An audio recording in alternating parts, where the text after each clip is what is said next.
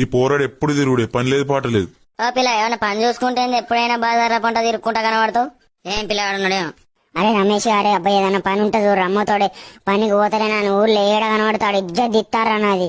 ఓ ఏమైందిరా?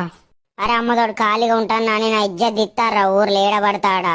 ఓ పని చేస్తలేడే ఏం చేస్తలేను, ఊర్లో పొట్టు పొట్టు తిడతారా. రే ప్లీజ్ ఏదో ఒక పని ఉంటే ఎప్పుడు ఏదో ఒకటి చేసుకుంటారా.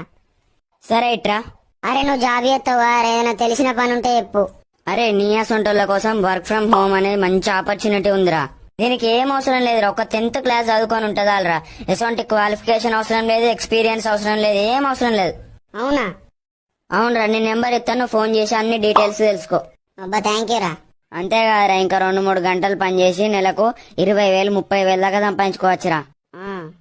ఫ్రెండ్స్, మీరు కూడా ఏం జాబ్ లేకుండా ఇంట్లో ఖాళీగా ఉన్నారా?